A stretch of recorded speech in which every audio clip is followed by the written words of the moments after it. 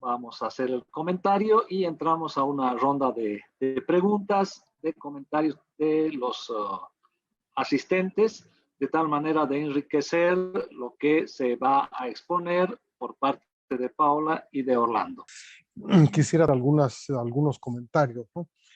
A mí siempre me ha llamado la atención el caso africano, ¿no? Especialmente en Kenia, donde el desarrollo de la economía, de los medios de pago digitales ha estado acompañado más que por los bancos, por las compañías telefónicas, ¿no? De hecho, en Kenia el 60% de la economía es informal, no tiene cuentas bancarias, pero sí realiza transacciones por medios digitales, especialmente del celular, ¿no? El sistema PESA que es tan famoso, ¿no es cierto? Se ha expandido no solo en Kenia, sino en gran parte del África, de manera que haya personas sin cuenta bancaria, sin regulaciones y qué sé yo, desde cualquier aldea, desde cualquier área rural, realiza transacciones digitales y está perfectamente incluida en esta lógica.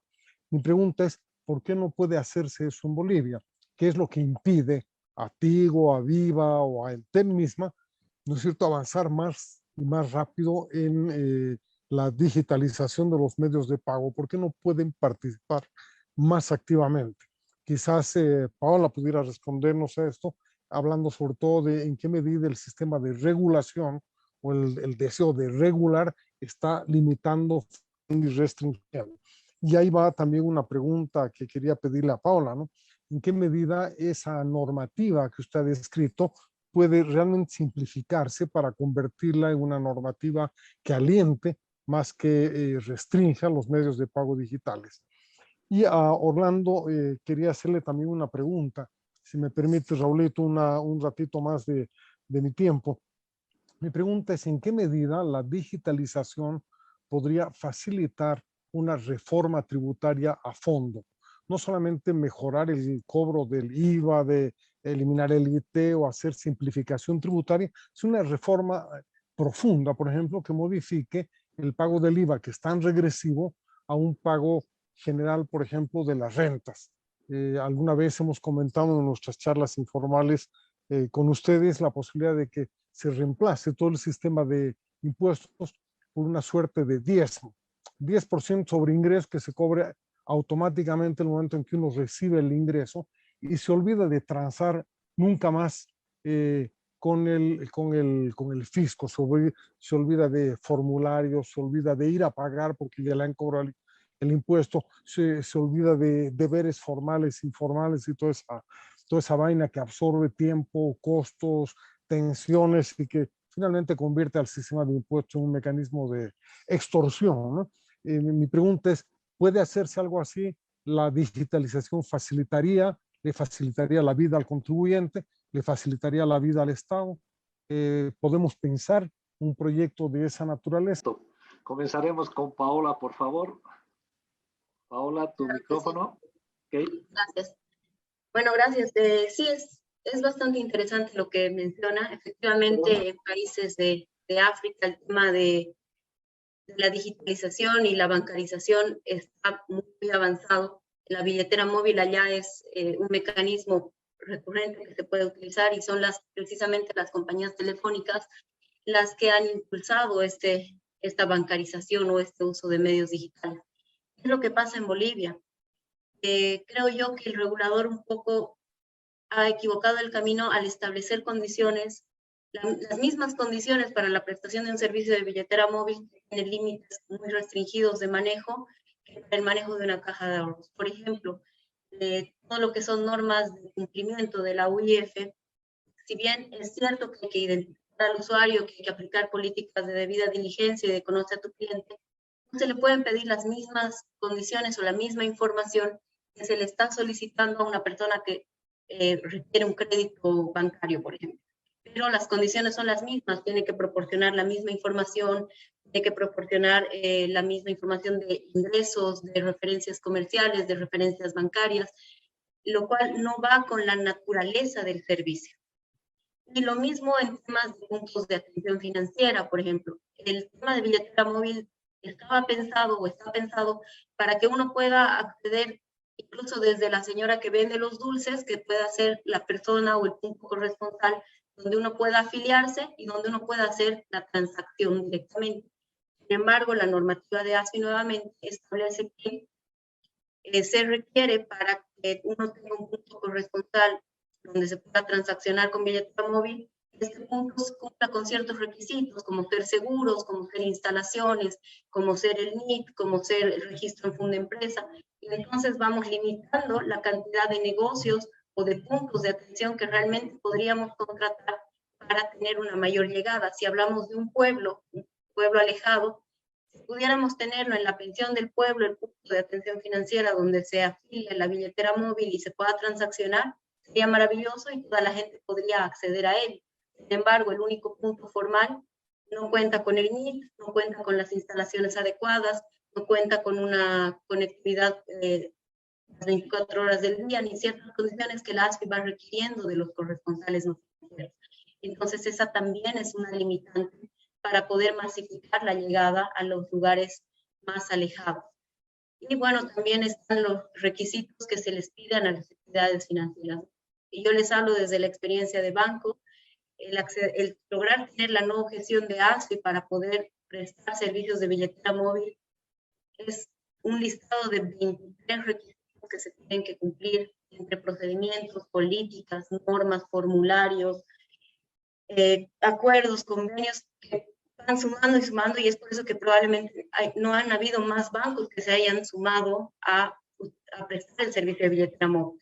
Y por el lado de las empresas de servicio de pago móvil, Tigo Money ha sido el único que ha llegado a establecer esto. Viva ha preferido trabajar con los bancos, ha trabajado con el Nacional y con el Banco de Crédito, y lamentablemente nunca llegó a cerrar ningún acuerdo porque tenía que trabajar con el Banco Unión, pero algo pasó en el camino que decidieron dejar el proyecto de lado, ¿no? Y bueno, las empresas de servicio de pago móvil como Tigo tienen que tener, a la par de estar transaccionando en el mercado, un fideicomiso administrado por una entidad financiera donde mantengan en custodia la misma cantidad de dinero que se está transaccionando en las billeteras móviles. Entonces, mientras más operaciones de billetera móvil, para Tigo también es un costo mayor porque tiene que ir incrementando este fideicomiso, que es el respaldo de las transacciones. Orlando, la parte que te corresponde. Bien, muchas gracias. Sabía que iba a llegar este momento. Si me permiten compartir la pantalla para presentarles esta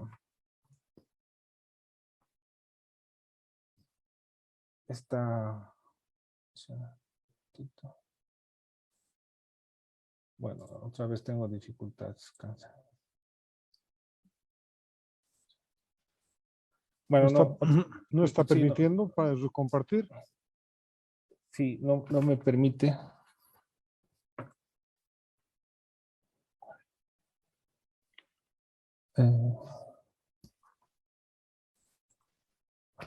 A ver, voy a de repente.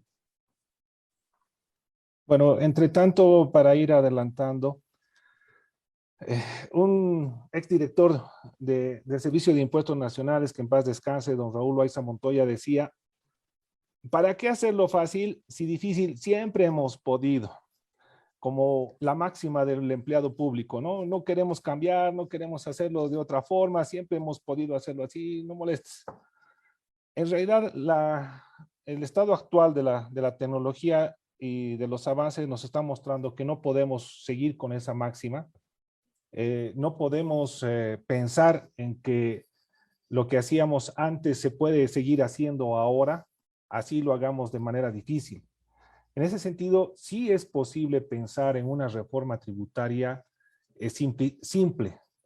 Y tenemos que cambiar el enfoque y posicionarnos en el resultado, dónde queremos llegar. Y a partir de ese resultado, trazar el camino más corto hacia nuestra actualidad, hacia nuestro presente. Sí existen las formas de trazar ese camino utilizando las figuras tributarias que nos establece la legislación, el Código Tributario principalmente, con lo que se llama los pagos a cuenta y las devoluciones automáticas. dicho de otra forma, si en una transacción cashless yo ya puedo establecer el impuesto, presumir un impuesto y enterarlo directamente al fisco en esa misma transacción, también debería prever la posibilidad de devolver si acaso se ha pagado en demasía y también que sea de manera automática. Definitivamente existen experiencias y recomendaciones internacionales que hablan de que la solución para pensar en un sistema tributario tan simple, tan sencillo, es móvil. Es móvil por dos razones. Porque es el mecanismo actual que ha cerrado las brechas digitales. Pensar que un campesino pueda tener acceso a una computadora resulta un tanto utópico, pero pensar que un campesino, una persona que trabaja en la zona rural, pueda tener acceso a un smartphone, incluso con mayores potencialidades que las actuales computadoras, es más real. Y justamente, como bien señalaba la colega, no se ha pensado en utilizar ese tipo de instrumentos, ese tipo de herramientas, y más bien se le ha limitado las posibilidades y las funcionalidades. Entonces, como que seguimos pensando de manera distinta. Hay que hacer una verdadera revolución. Sí se puede pensar en un IVA, sí se puede pensar en un IUE, con esos dos mecanismos, un anticipo y una devolución, pero este anticipo y esta devolución debe ser automática y sí se puede trabajar en lo que son soluciones móviles, ¿no? La experiencia de Kenia, que señalaba Roberto, habla no necesariamente, y bien lo enfatizaba la colega, en el sentido de que no necesitamos internet en las zonas rurales. Ese elemento es fundamental. Ese elemento es clave. ¿Por qué? Porque utilizando el teléfono móvil y la billetera móvil, directamente a través de un mensaje se puede estar frente a una transacción. ¿Y por qué no a una transacción consolidada? Donde no solamente estemos hablando de una operación económica, sino con el correspondiente complemento tributario. Entonces, una prueba de ello de países que han logrado llegar a esa situación y de lo que justamente han hecho varios estudios es Estonia, ¿no? Y sería interesante abundar más, pero no es el caso. Pero ahí tienen un país ejemplo en el que se puede confirmar la tesis de que una revolución tecnológica puede conllevar a una simplificación tributaria y a una mejor posición. Bueno, creo que ambos expositores coinciden en que el rezago regulatorio es un punto bastante complejo, bastante difícil de salvar, y yo voy a pedir a Jack Trigo, con experiencia en la Superintendencia de Bancos, soy ASFI, con experiencia en el Banco Central. ¿Cómo ves ese tema, Jack? Si es posible que podamos llevar a la regulación a adecuarse a los cambios que se están dando tan rápidamente en el tema de la tecnología y lo que hace a la desmaterialización del dinero. Bueno, esto es algo que ya se viene en Bolivia, que todos los países están regulando las monedas digitales, las criptomonedas. El gran problema que existe para los reguladores y para el Banco Central es la volatilidad de las criptomonedas. Como ustedes saben, en un momento dado, la criptomoneda bajó su valor en un 50%. Entonces, esto asustó mucho a las autoridades monetarias y a los gobiernos. Pero yo creo que ya se están dando los pasos y es una de las preguntas que estoy haciendo acá, si los expositores conocen. ¿Qué medidas están adoptando los gobiernos para regular el uso de las criptomonedas y para limitar, digamos, esta gran volatilidad que se dio en su inicio? Tengo entendido que ahora esto se ha reducido bastante, pero quisiera conocer cuál es esa regulación. Y a tu pregunta, definitivamente yo creo que que vamos a entrar en el mundo digital, ya estamos en el mundo digital. Hoy en día ya la gran parte de las transferencias que hace la gente son transferencias electrónicas y son seguras. Ahora, siempre hay un rezago entre la tecnología y el regulador. Normalmente el regulador está muy por detrás de los grandes avances, y eso se los digo por una experiencia que nosotros tuvimos en la superintendencia de bancos en mi momento. En su momento ya las microfinanzas habían avanzado bastante, ya eran una realidad en Bolivia y nosotros no teníamos una regulación sobre microfinanzas. Bueno, tuvimos que adaptarnos y crear una regulación de microfinanzas que además fue la primera entidad, la primera regulación en América Latina sobre microfinanzas. Entonces, a mí no me extraña que los cambios tecnológicos siempre van a ir adelante de la regulación, pero para eso el regulador tiene que ir adaptándose, y no solamente tiene que ir adaptándose y emitir la regulación, porque la regulación se la puede copiar. El tema más importante es si hay la capacidad de supervisar y de evaluar esos sistemas tecnológicos, ¿no? Y esto es complicado en entidades, digamos, públicas hoy en día en Bolivia, que han perdido mucho su capacidad, digamos, su capacidad de controlar y de evaluar. Yo les digo, en el caso de la superintendencia, bueno, había 300 empleados, de los cuales se quedaron 50 y no fueron los mejores. Y entrenar funcionarios públicos en la supervisión de bancos y entrenar funcionarios públicos para que puedan evaluar y analizar estas tecnologías es muy complicado. Entonces, hoy en día lo único que tiene que hacer la superintendencia es un poco cerrar los ojos y dar paso, digamos, a que estas tecnologías sean una realidad en Bolivia, porque definitivamente las ventajas que tienen en primer lugar son las de costo. Los costos son muy baratos, y también la seguridad es mucho mayor, ¿no? Nos ha planteado en el chat Carlos Lacerna, que dice si las criptomonedas en curso tienen algún respaldo. ¿Una criptomoneda emitida por el Banco Central lo tendrá? ¿Sería un boliviano digital? ¿Tendría el mismo comportamiento fluctuante que las criptomonedas actuales? A ver, Paola, juntaremos las dos preguntas y adelante. Bueno, sí, el tema de la fluctuación es lo que a muchos estados y bueno, también a Bolivia ha activado los controles y las alertas para ponerle un freno a la aceptación de estos activos digitales, ¿no?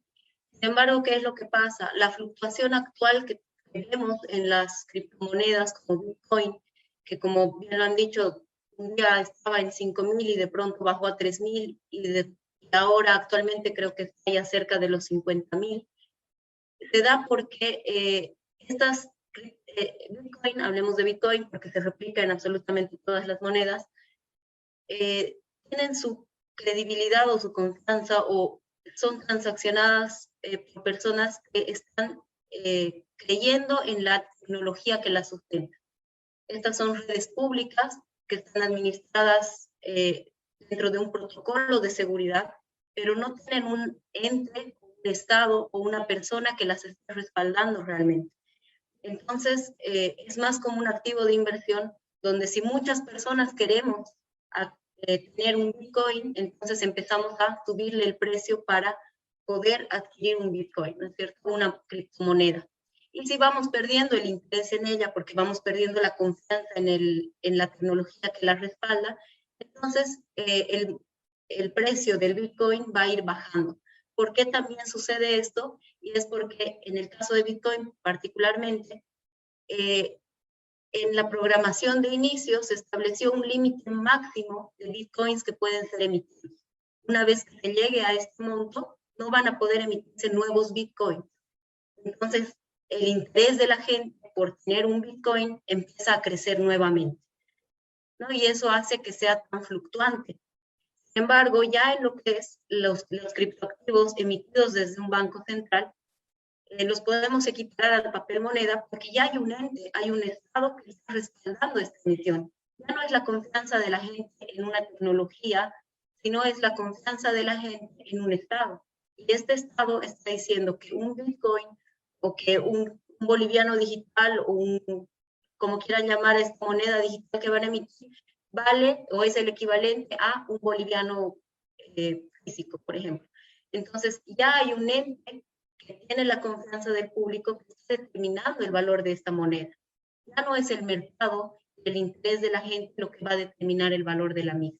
Entonces ya no habría con las monedas digitales emitidas desde el Banco Central una fluctuación, porque es un Estado el que le está dando el valor específico y está determinando el valor de esta unidad de cuenta y reconociéndolo como un medio de pago, dándole esa estabilidad que necesita para ser precisamente un medio de pago y una moneda de curso legal. Entonces sería totalmente equiparable a un boliviano en papel moneda.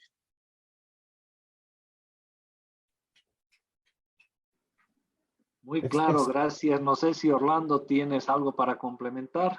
Sí, excelente la intervención de Paola. Es justamente como se tiene que entender. Muchas veces se confunde la criptomoneda con el Bitcoin y no solo las criptomonedas son de dos clases. La criptomoneda regulada por los bancos centrales, en las que recomienda el Fondo Monetario Internacional porque es la que garantiza los grados de libertad de política monetaria. Ejemplos de monedas reguladas, criptomonedas reguladas en el mundo son el de las Bahamas, aunque no lo crean, un país caribeño, ya tiene la moneda regulada, la criptomoneda regulada por su banco central. El yuan, que ha entrado o se espera entre en vigencia, que es el del gobierno de China, China ya tiene su criptomoneda yuan. La Unión Europea está trabajando para que el 2023 salga el euro digital, ya están trabajando. En Estados Unidos, aunque no es el Banco Central el que está manejando este tema, no obstante, existe una criptomoneda no regulada, cuyo equivalente es $1 por una criptomoneda, mantiene el valor, evita lo que es la distorsión de la volatilidad. Simplemente para complementar esos puntos y de que realmente las economías en el mundo están avanzando hacia las criptomonedas reguladas. Gracias. Gabriel, ¿tienes una pregunta? Yo quería aclarar dos cosas. Primero, a ver, no entendería yo bien qué ha pasado con la resolución 144 del 2020 del Banco Central, porque esa ha sido una resolución que refrenda el origen del gran problema de la prohibición de las criptomonedas en Bolivia, que es la resolución 044 del 2012, si no me equivoco. Nosotros durante el tiempo que nos tocó estar en el Banco Central encontramos algo que Jax ha mencionado, que es en alguna medida, yo no diría falta de capacidad técnica, pero sí desconocimiento incluso de conceptos básicos en este tema. Por lo menos ese fue el origen de esta resolución de la 044, en el que se mezclaban conceptos como pasarela de pago y criptomoneda, por ejemplo, ¿no? Si uno lee esa resolución, hay una confusión muy grande entre dos conceptos que son muy, muy diferentes, entre dos herramientas muy diferentes. Se estaba trabajando para lograr una no regulación, porque seamos sinceros, y aquí también Jax ha dado en el clavo, hoy día intentar montar una estructura regulatoria de lo que son las transacciones con criptomonedas sería prácticamente imposible, ¿no? Están circulando en el ámbito nacional, se está haciendo trading, se está haciendo transacciones, se están haciendo compras y ventas de activos físicos en el país con criptomonedas, eso es imposible de negar. El problema es cómo logramos que tanto la ASFI como el Banco Central puedan identificar estas transacciones y meterlas en un esquema regulatorio adecuado para el caso de Bolivia y que además esté al alcance de la capacidad técnica del caso de Bolivia. Porque bueno, uno puede siempre copiar la norma, el problema es luego aplicarla. Entonces, en ese sentido, mi pregunta en realidad sería para ambos. ¿Cómo piensan ustedes o cómo están viendo ustedes o si conocen cómo se está pasando a la monetización de las criptomonedas? Que creo que es ahí uno de los grandes problemas que estamos enfrentando, ¿no? O sea, mientras tú haces transacciones digitales, la cosa está muy bien. El problema es pasar a la monetización, ¿no?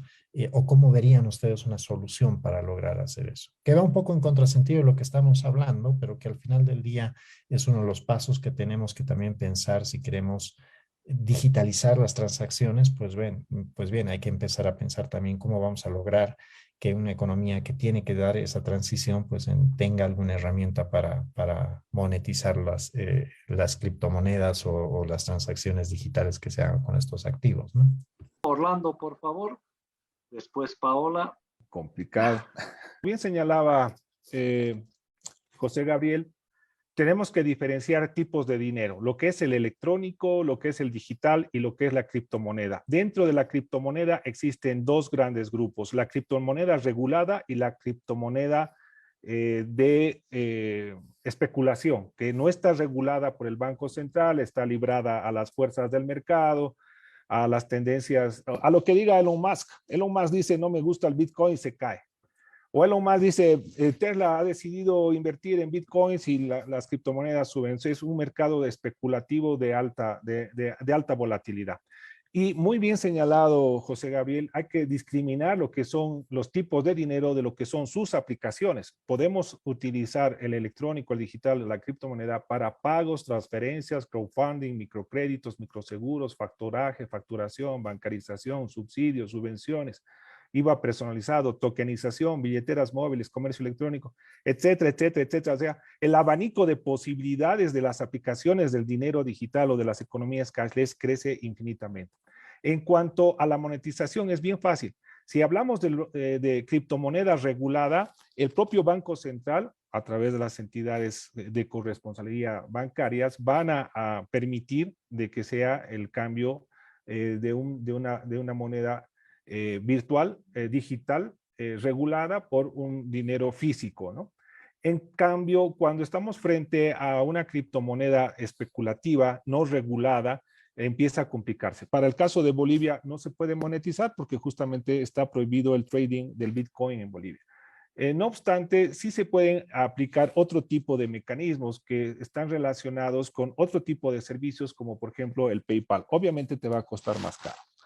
Te va a costar más caro porque puedes transferir tu Bitcoin a una cuenta de PayPal y de esa cuenta PayPal luego hacer un giro. Pero aquí también, y aprovecho un paréntesis para un mensaje, ¿no? Podemos pagar los bolivianos con PayPal, podemos hacerlo, pero no nos pueden pagar a través de PayPal.